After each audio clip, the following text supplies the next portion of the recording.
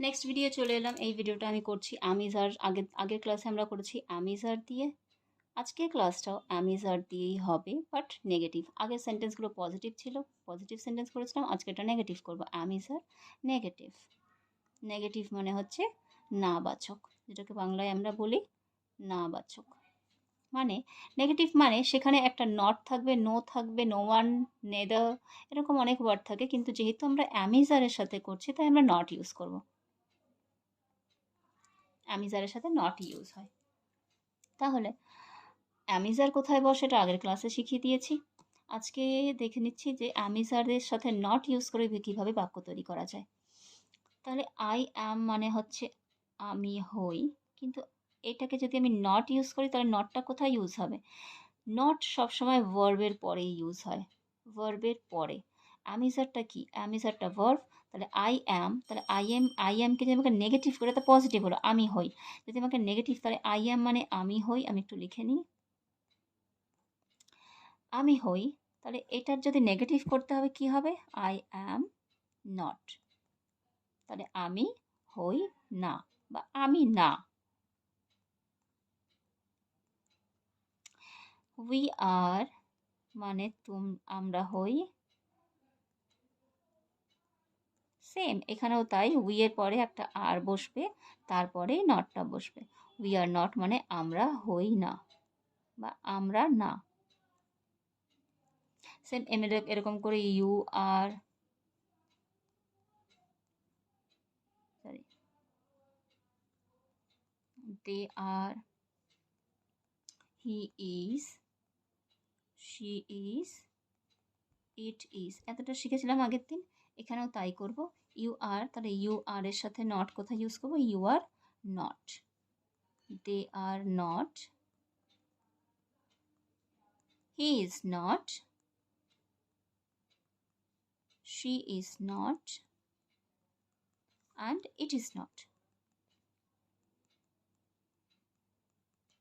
এগুলোকে শর্টে, মানে স্পিকিং এর ক্ষেত্রে আমরা এটাকে শর্টে ইউজ করি, তো সেটার একটা আলাদা ক্লাসে বুঝিয়ে দেবো। তবু একটু করে বলে দিই, I am not, we are not, we aren't, you aren't. Are নটকে আমরা আরন্ট বলি, ইজ নটকে আমরা ইজন্ট বলি শর্টে।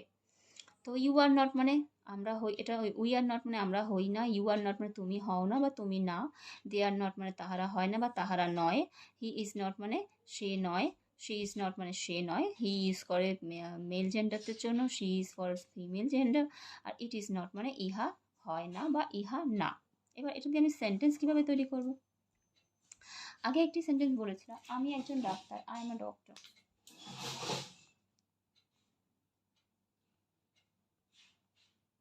I am a doctor. এই সেন্টেন্সটাকে আমাকে নেগেটিভ করতে খুব সহজ। দেখুন, আই অ্যাম, নটটা কোথায় বসবে? এটা তো পজিটিভ সেন্টেন্স।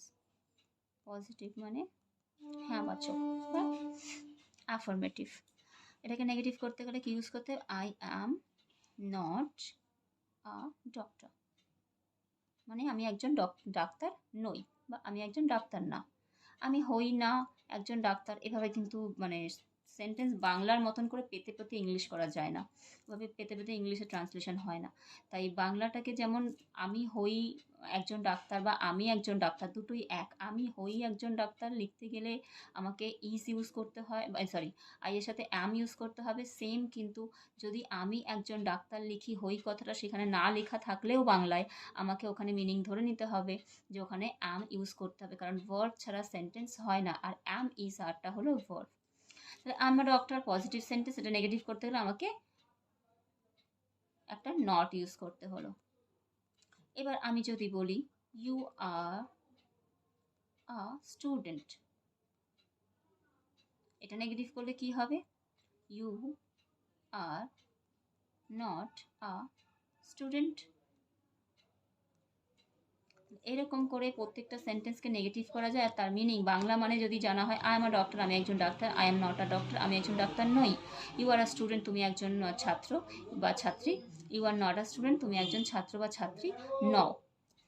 তাহলে এইভাবে ট্রান্সলেশন হবে। ট্রান্সলেশন করে করে ইংলিশটা যদি শেখা হয় তাহলে শিখতে আর পড়তে মানে বুঝতে আমাদের সুবিধে হয়, সেটা আমরা কাজে লাগাতে পারি। আর শুধু যদি মানে না বুঝে যদি লিখতেই থাকি বা যা দেখতেই থাকি ভিডিও, তাতে কোনো কাজে আসবে না। তো বুঝে বুঝে যদি একটু মানে ট্রান্সলেশনটা যদি বাংলা বুঝে বুঝে করা হয় তাহলে ইংলিশটা শিখতে সহজ হয়। তো এইটা হচ্ছে নেগেটিভ সেন্টেন্স, এভাবে করা হয়। অ্যাম ইজ আরের উপর নেগেটিভ যদি করি তাহলে একটা নট ইউজ করতে হয়, সেটা হচ্ছে অ্যাম ইজ আরের পরেই নটটা ইউজ হবে। তো এইভাবে হবে সেন্টেন্সটা। আজকের ভিডিও নটের ওপর করলাম, মানে নেগেটিভ সেন্টেন্সের ওপর করলাম। আজকে এটুকুই থাকলো, তোমরা একটু দেখে নিও। Thank you, by.